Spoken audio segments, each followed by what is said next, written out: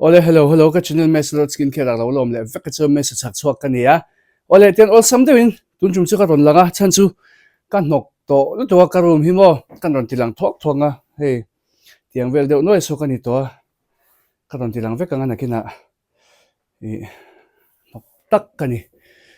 nak tuk atana in bot se na kal chho mup to kal chho mup to ni bon to ko mai ta ka nia he in bot se na kal chho se la mani to ka in bot se chho ve a boy thei khop maya in volunteer da min ron pui thei te non phe chuan in alo mo tang i aizola kalau pui ve shim bang che ron ti in kha chuan ka audience ka viewers te ka subscriber te pon yang ka video tu na ka video lo en tu te ron in volunteer thei nom chu kalo mo tang za po don le ka ron som top chu ni chu ti chuan in i dar khada changa dar li kha ni event chung chang ka ron sei dona chuan uluk de in longai thladone longai thaliam puat lo la fia de in ka ron sei dona chumi ma chuan in FOXTALE in buy 5 at 1799 offer khan la nei meka chuan buy 3 at 1099 perfume free poka alom cha cha anti alom tura ngai la buy 5 at 1799 le buy 3 at 1099 link ka lo da sang ve venga asang ve link ka chuan code chu ain apply sa ve ka ro da thonga code po chuan buy 5 at 1799 chuan free gift chu hydrating cleanser burte chuan ice roller kan tiang chi kha mai vur de nang chi khamo nge kha plastica tuida khala vur mai de nang chi kha chuan makeup brush kan du de chin kha chuan lip oil cha mai khoro timang winter life man chi lip oil cha mai kha ron free gift boka khami pali kha buy 5 at 1799 na khana ron free gift shot many chu product pangai du duin lo thlanga chuan ka discount code lo in apply sanga aman kha nge i check out an kalma chona man kha lo la tlom lo mai theya chuwang chuanin karta chu en lo khan in check out photanga check out ta khan in kalanga chuan ka code mesa bwed mesa bwed ti kha allow in apply chuan atlom so tanga 1799 ata thanga tax claim somsari panga vel shipping charge tax point shipping charge in choyanga chuanin acha themai don ta ni ti chuanin i chiang de in ka soya thil lang te poka ron tilang cheu dona i lo en ru lo en zel ru kan tin amun tur kha registration ti ho chuanin sianga chatlang liliveng Presbyterian Caution Hall ania liliveng hianin liliveng not biakin oma lo sang ru lo hriat pol su liliveng not biakin oma ke mani lam hi liliveng ani chuwang chuanin ni kuma skincare free ka semna vlog khalo enula chiang de in muang kan biakin ta khan i kanin polanga kanin chakche kha kan biakin ani ta kanin kan kom chakche kha biakin ania khata khanin khami hola khan kan ti don ani khami hola khan kan ti dona ma sa milo hriat sak tu chu hol te kan man dona wangin caution hol te kan man dona wangin kan caution chu ma po kalom min phal sakhi mo he ka har sana ten shtia mani kuma garage in noya kan sema in tlalpu ta traffic te kan ti jama ti roin thlashunom nu to katin mishing local te tan po khana hadam thlak lawa chuwang chuan mun la tak tak atanga local khain tamsia chuwang chuan biakin hol ka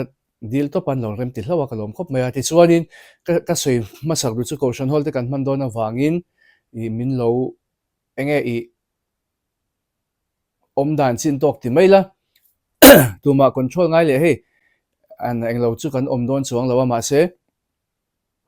caution hall as om toka mandan chu kan sheve ka tiro chuan chu khatiang kha i om tok kha kan sheve ka i thu kan oi tlang don nia tuma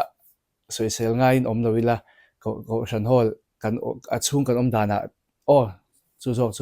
i in sei te chu ki korpo ha vek the kha chu engma apoina om lo in sei na kha chuanin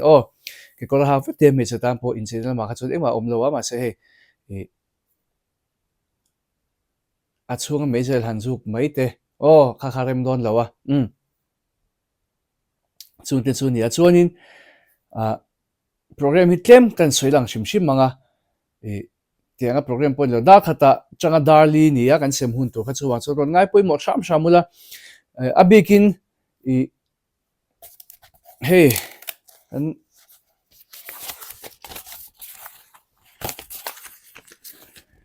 chợ to mấy đi cái pin nào to mà form non fill up ho kha ming in ang kha no la ming in ang kha ka pai se la ming in ang kha ming in ang te number phone number in ang te ka chu thei don lo ming pakhat bak kha thei don lo chu wang chu kha lo hria ula chuanin I dar khata changa dar ni ka chuan hi mi za changa za songa vel tal chu in lo omangai don ni hatiang zel khanin za vel bor tal kharon omula runom theula te tila hi hall banga bana bana zok caution hall bana hall luma bana khanin kalau taranga serial number omve ka ta hian in serial number omve ka in serial number kha in sheve shim don nia serial number shiat ve shim nan khan kan tinga chuanin program claim te ka soilo kang dar khata chat kan chonanga enge kan hunse le chong china toite kamang me ke man ol samjok nan hunte re lo jok nan chuan lom thu soina te poniang chuan san chu topa vote of thanks do le in ho vek to don sia chuang chuanin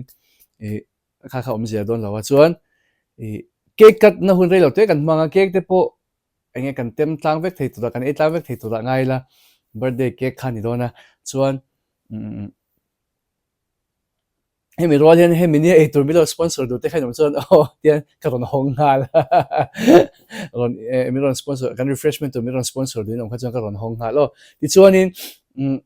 cake kan zai zonga product sem hal kan chan chal chal don ta ni chuanin product hi kan da chhuak anga du big ron nei su chu ka du ron ti su a chan chu in lo om hnung deuh phei chuan in du kha lo zo the chu wang chuan du sa nei lo khan local ula eng po la lom taka ho the tu khan lo in boat sei ula a free ani vek to eng po dong ila lomom vek to ni chu wang chuanin be sei engemo tum nei ra na chu mi ka don lo chuan ron ti ran ang khan kan om lo sham ka be sei kan om lo tu ra po ka ngaya ti chuanin Liliveng Presbyterian Biakin Hall kan ti dona Liliveng Presbyterian Biakin Hall Liliveng North nilawin Liliveng Presbyterian Biakin Hall kan ti dona ti chuanin dar khata changa dar li chuang ron thleng man lo kha chu kan pe thei to lawang dar li pel hnuah chuan khongai in lama po local to lo shamula atina tur hmuna kan soi veka in lo kal man lo emoi lo thleng man lo te ni chuan kha chu ti fak nei na om to lo chuwang chuanin dar khata changa dar lin kha ra kha chu in lo thlen man nge ngai ni ti chuanin kan soi zelanga skin care hi in fill up form in fill up in submit thlap kha chuanin lisa hian in om vek dona tu ma kan pai lawa ming ngai ming lang non chau kan pai ani ming lang non chau kan pai form fill up submit thlap kha chu in om dona chuwang chuan local nge ula chu kan soilok do nia avai ming ron chia se ni lawa tu na chuanin a rei don tu ka chuwang chuanin antini chuanin form fill up man talo form fill up man talo te philok na form fill up man talo skin care chang lo tur chiang sa karon kalpon ka chang don chuang lo ti khait oma form ka fill up lo box hi ma se kha kumin kum tom na ka vlog ka thom hnon nei sa ho ka tiral don ka ti khamo ka thom nei sa ho ka tiral don ti lema adu du lo la ru ka ti kha khambi kha aram chang ta via win ka shia in pek da hun rem chang via win ka shia hei thom no hi chi sang sang hi ka ron ti lang dona azat che hi ka shelo nikina ka lo chia lenga azat che hi ka shelo ti papon ron ti lan papon chia thang in du zong te om chuan ma se lo screenshot oilo in du zong om kha chen ron kal mangai in du zong te lo oma ti meng he in du zong ai ma chuan lak tlak kalani kan du in lo ti kha chuanin form karon siam le dona thom hnola tu lak theina form hi karon siam le dona khami kha du ka nei emo lak tlak alo mani khi engemo pakhata chu thlan tu ka nei ve don ni khi engmo pakhata chu ka hon veang han thlan ve shim shim tu ni ti inom kha chuan hemi ka thom no hak hlui ho la hak tlak si hi in ron la theyang ma se form in fill up form fill up anga ya chuwang chuan form fill up kha in lo ngai pui mo sam don ya oh kan tilang ma sabira nga ka hudi du chin em ania hei ka kha deuh lek to hei hi ni phota pakhat a chen chu a file tu don lo wa in lo su don ya chen chu fai thowa ka su vak cheng to lo pani ke korlam ve thum pathum ate lu tu kha hi mo he chu workout chin dan in du ngatang bali jeans jet khub jet jeans khub jet ka ve sa chin ya panga hei hi heel figure to mi heel figure mon le panga ka di tu ro khat ni thum ni nga o panga paruk na he chu ke korlum lampang pasari na heti hi la chat to pamo indu viau karing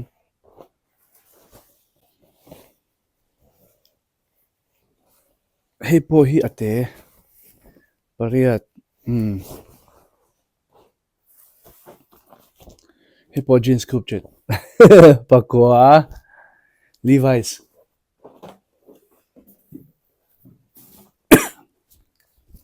so hi chu jet che bangkha arong hi nal tu som pakhat hi chu ka ngai mai the som pani na arong hi nal sin o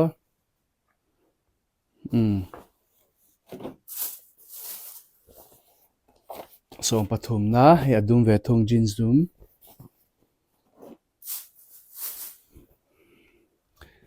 som palina hei hi tilai hi in thak thiam chuan hei in thak thei chuan ala chavek som pangana ni toin ka hria ka chia swalo tura ka ngai jogger pants begi do lek chi kha som paruk hei chu ha kan om tuk samara abikin apan thera mo mase ka te a som pasari hei in chaina tlak ke kor kan form hlui nin ka hria cardinal ami som pariat hei t-shirt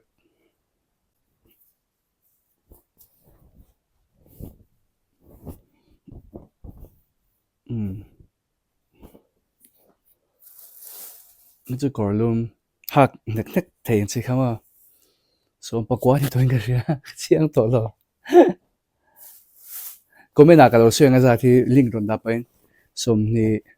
ka chia pe to lo ka chia so ke kor bul mo chuan a hun lai ka du chin wa tak hun lai nal ka ti Captain America t-shirt ala nal reng tho ma se ta hat pe to thun ta he po hi i black and white to pania dang dai to pamo nal top t-shirt ni akat te hi mo straight lo de lek he te straight pop ang khani lo ta so nei poi nal ka ti chin lu to ka rong hi nal ka ti bok ta zovi hi ala omem le ka ti zovi hi i college kan kalaya online na t-shirt ka cha na sachin line ta hey analasin kan zor tel ngei bokamo college kan zora chian te han le sab sel chan ti thei to an che ba pakha pe chon tun thlein ala ha cha ti lu tuk zovi t-shirt hi mo min ngai sang thei to phalong ka chian te khan mo hey zor cha kha mi ti thei to ka in soi thei zoi ni chu e te hi arong hi a eng nal to pa a bikin enge I vun ngo lam pangin in me don tu vid ve to mo hi nal ka ti lu tu ka skin care tina po ka hachin ka te deuh hlek to a chuan hi tlem chi awar deuh anga yang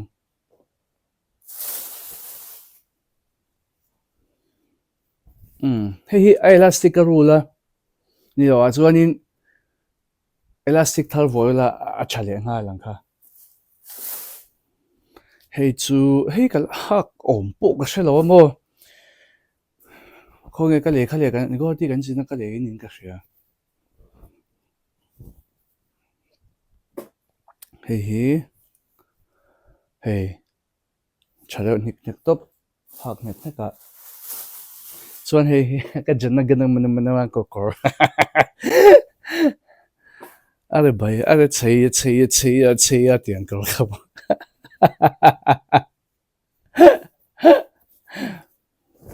ZMC MC tu ka tholai ZMC a external examiner kan boy pui chumin ka wa havat vat to kan la thadu na sino ya are chei a ka tiang chi khani oi chuanin ka soi thei le awa zia lo tak creator face a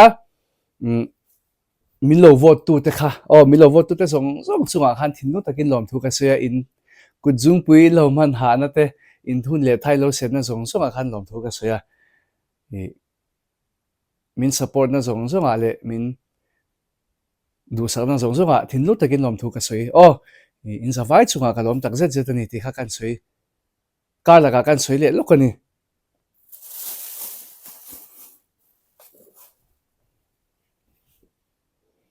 chuan joga pens khup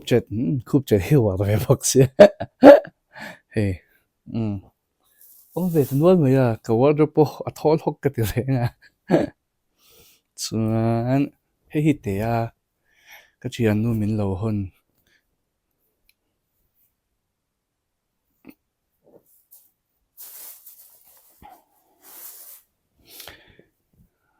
hi oh my god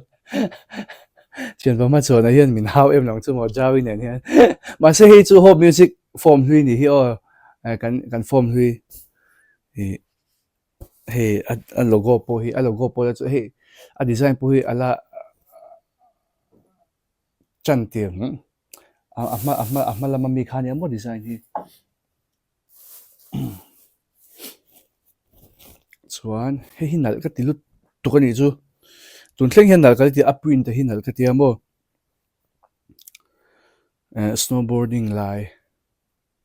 anala sin print hi mo nal ka tilu tuk tun thleng hin nal ka la ti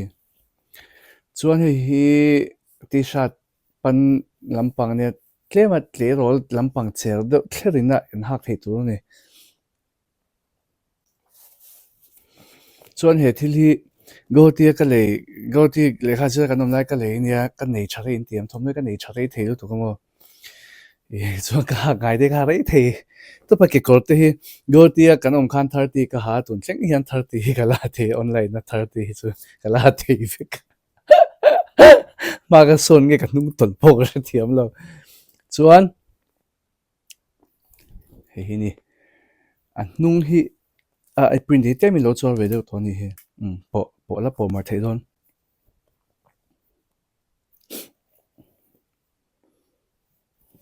hei te hi ka han sa thei to po hun lai chun ha kan wang box se po ni mo chuan hei kan al ti em pakhat nal vet ni hi Che Guevara la lai vel kha va rei to a rei to han ti lem ma ala na zo ka ni go ti fancy bazaar t-shirt wholesale na kan lei ve nge khan hi a hun lai kha chuan wholesale na kha chuan in du kha kan lei thea hun lai a rei to mil thi tu na chuan in ma khan phal to lo i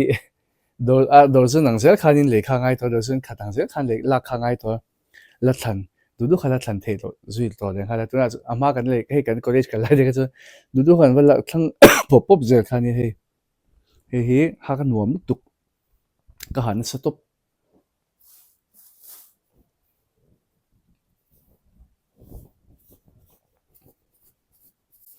thomnoi chu ke ma ani lo deuh hian in ron la thei ula timeng chong moi lo ni lo se in ron ken thei chuan in alom ngotang ma se form fill up te kan ti box se an thiam le ho box si lo boy thak te coordinate stage hei pui nal top creator facebook tur te pokha group ha and pause về cái chỗ cái thì thiam thô lâu khăn rồi thì tao về basic à bố tọt chứ hoàng xuân cái thiam làm bằng cái chứ anh mà hi basic không chỉ cái này lâu xìm xí mà cái audience này cái sẽ chiang mà một chứ hoàng xuân mà sẽ khá khá lưu dọc thế rồi in siết chiang lúc khá lâu nè hi nào đâu lúc tục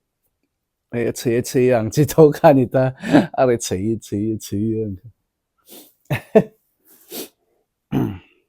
chuan anh ấy sao nhỉ mo hey jockey t-shirt hey chu suk nge ngai ai nga po hi ni se in su vek don in lak chuan a fai te po hi te ro thom no chu suk tu kom lo chuan hei hi zara zara lo ni om ve tlat han mak ti zara t-shirt ni chuan hei kor lu hi kanu min thin sakania second hand mo anal katilu tu ka hat nuk se aban hi lian se story ga to ka pa hian ngei lu tu ka rong hi chuan aban hi lian se hei chui na kan hang ei je ke la hian chu me ban hian chu me lo sile le ke je la ke chu ngei thei lu tu ka memory sa tam to phe kor lu hi ke la hian khwa vo de wa ta si ka in chan de ka hang e ke hak chu ma san ka nei nge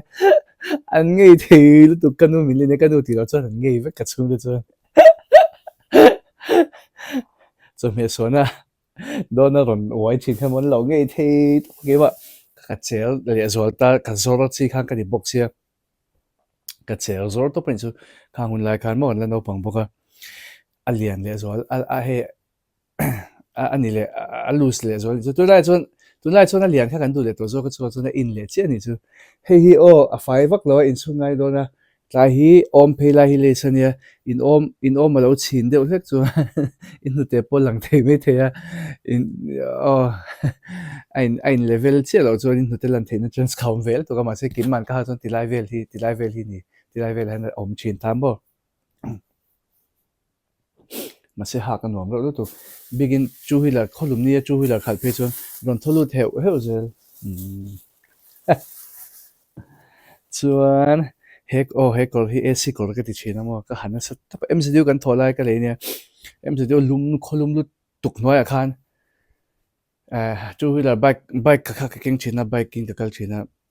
jacket ka in thom phui kha ngai chin sia chuan thom no pan ka zong chin ni chumo I t-shirt te kha chuan hei ka hmu fu hlawa khoi ka cha ka hri to lo min cha ni tan ka hria tha ka ti topa hei ama chu ti hi ni ta ma se hnung chu hei ac vek ang kha ma se ha ka nuam var thunga mztu phei chu a campus shim lum to ta a kong te chu thu than lo ni ta se a borok shim lum ta a campus chu office a po fen ka on cha cha kha kan ni ta an nuam thei to phe mi ha ki chuan mo chuanin hei hi above kha kawi top mana khan anom china hei te poi ka cha mana chuan chapal nal deuh mai hi ka cha boka ache to ma se thomno kha hei nal anal thei re topa aktam an ngai me lo ma se nei chung khan nal thei chu he po hi nal ka tia kala nei thareng nei hi chuan hei ti sha dum khan da lo men korlum lampang thomhnawm tlem azong hei hi ni phota chuan hei hi ni le thara lu tu hei po hi chuan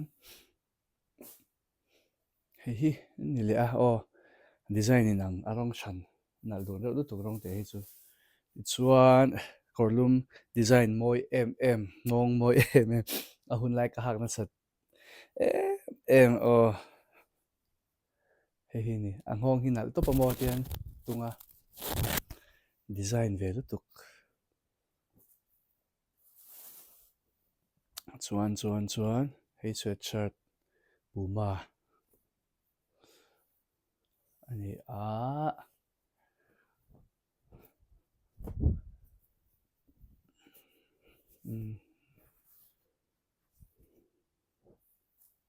chuan jacket top pera elani lo ngo ro jacket main pullover hi hei chu mi pa ngoi ta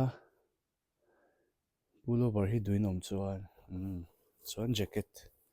hei hi azipar a thalawa azipar hi ein ei theilo mo ti lawa chuan ala nal topa la thavek boka hei design tilai da te hi design vek ani hi vada to ve no ti lo ti ringo tange design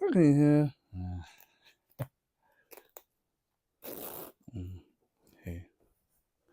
lana lutu ta zipper pora smooth ren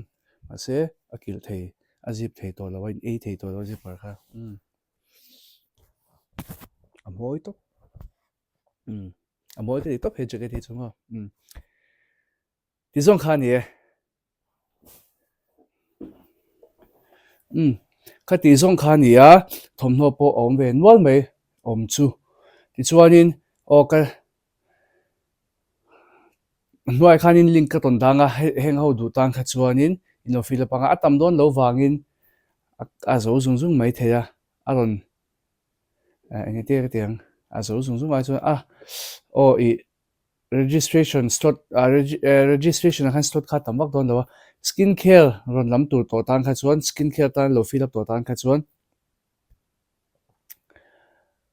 a fill up non theilawa skin care la lo tur tan so a fill up theini kha kha mi lo shia chakram sham don ne le ti khanin ron kal hun turte da khata ron thlenchat tur emo da khata ron thlenchat don chu da khata mai ron kalangai tina ni ya tero December ni som pathuma Liliveng Presbyterian Kaushan Hall kain mu cheu don ya amun kha in shia chian lo chuan nikuma skin care free ka semna vlog khalo enula ta khana langania hei product ron natur intlar chhoput kong chho in chho kanina chang hete kong intlar chhoput te khami akhanin biakina langa in lo en chiang de ni uluk de lo en donia kong chukla ya kha chuan ka vlog don ka ti khanak tu ka vlog don ka ti khat tu ma ang kha lo om lo tu ni lo in hub de tat ang kha bo ti kha lo om lo sham sham la pa ngai takin confident takin in lo lang don ya in thla shun na tur le za na tur kha engma om lawa ti chuanin in dua in ron la top po ni lo ke mai na afria ka semjok la tura ka ron ti chu wang lo ka lin ya chu wang chon za na tur kha om lo ni le tu chu ma chon ka du tok phot ang ka channel te mi lo subscribe ka video te mi lo like ka mi lo share sa zel tuin kan som non le chuwa ti chuin FOXTALE offer kha kan lo sei le ni se noi khanin link ka lo da le nga chuanin comment section a khanin form fill up na tur chu ka ron pin ang le video le pe ka ken le cheu don ya